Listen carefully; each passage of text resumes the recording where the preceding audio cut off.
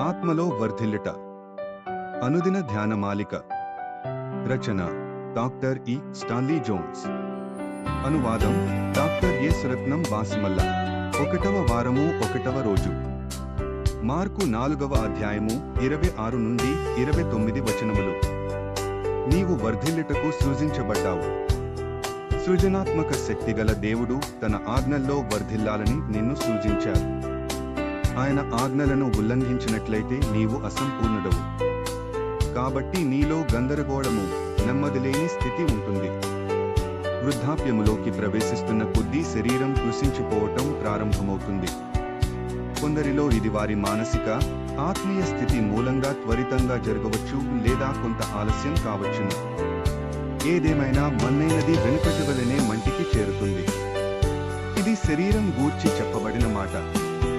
కానీ మనస్సు, ఆత్మ ఇలా కాదు. వీటికి మరణం లేదు, మరుజన్మ లేదు. ఇవి ఇలా యుగయుగాలు జీవిస్తూనే ఉంటాయి. చాలా మంది తమ శరీరాలతో మమేకమైపోతున్నారు. దానర్థం తమ మనస్సు, ఆత్మను నశింపచేసుకుంటున్నారని.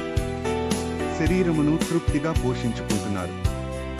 శరీరాన్ని విలువైనదిగా ఎంచటం వలన శరీరంతో పాటే వారి వ్యక్తిత్వము నశించిపోతుంది. ఇది జీవితములో అత్యంత విషాదకరమైన ఘట్టము. దీనితో పోల్చదగిన విషాద ఘట్టము ఈ సృష్టిలో మరియొకటి లేనే లేదు.